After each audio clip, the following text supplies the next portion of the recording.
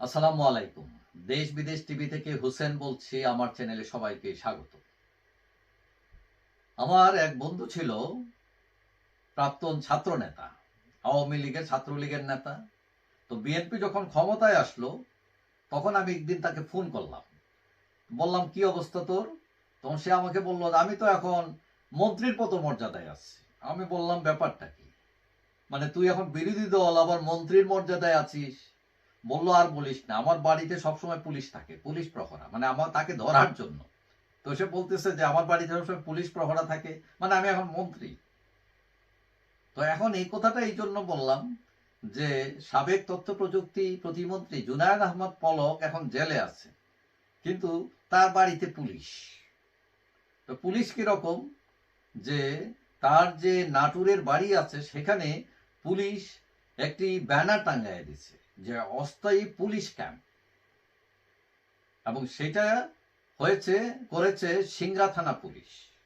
এখন এইটা নিয়ে অনেকে বিস্মিত হয়েছেন যে পলকের বাড়িতে পুলিশ ক্যাম্প, ব্যাপারটা কি?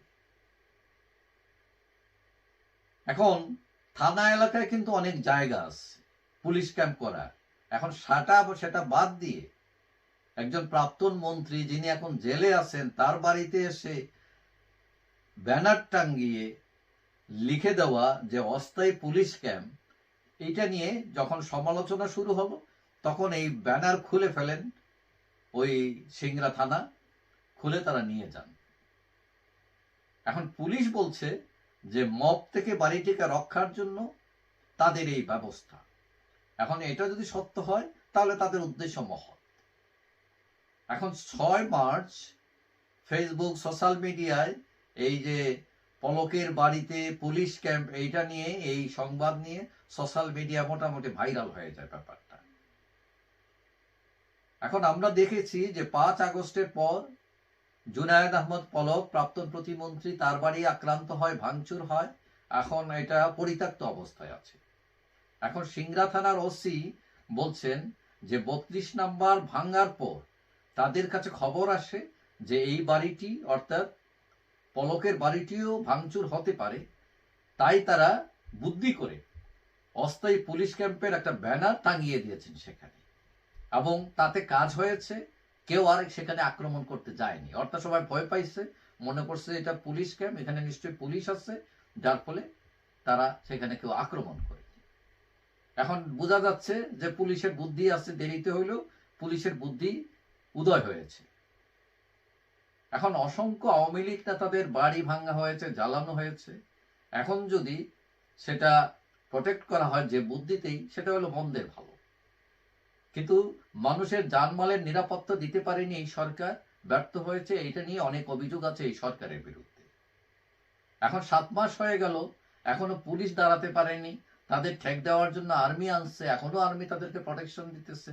পুলিশ ডাকলে পাওয়া যায় না। দেশের আইন শৃঙ্খলা পরিস্থিতির দারুণ অবনতি হয়েছে, বিশেষ করে মব, ছিনতাই, ডাকাতি। এখন এগুলোতে যে বোঝা যায় যে আপনি যদি দেশের মানুষের জানমালের নিরাপত্তা না দিতে পারেন, মানুষ 2টা কম খাবে, তারপরে সে শান্তিতে নিরাপদে থাকতে চায়। তাদের বাচ্চা স্কুলে পাঠিয়ে বা রাস্তায় নামলে তারা যাতে আতঙ্কিত না হয়। এখন যদি অবস্থা এরকম হয় যে সন্ধ্যার পর মানুষ বাসা থেকে বেরোতে ভয় পায়, এখন হঠাৎ করে কেউ গিয়ে দরজা ভেঙে যে এখানে আওয়ামী লীগ আছে, হ্যাঁ এখানে 200 কোটি টাকা আছে বলে গিয়ে আক্রমণ করে, তাহলে সাধারণ মানুষ তো নিরাপদে থাকবে না, ভয়েই থাকবে। এখন সরকারের দায়িত্ব হচ্ছে এটা ব্যবস্থা নেওয়া, এবং নাইলে আমরা ব্যর্থ রাষ্ট্রের দিকেই ধাবিত হব, এটা কনফার্ম। যাই হোক, সবাই ভালো থাকবেন। আশা করি দেখা হবে অন্য কোনো ভিডিওতে, ইনশাআল্লাহ। আল্লাহ হাফেজ।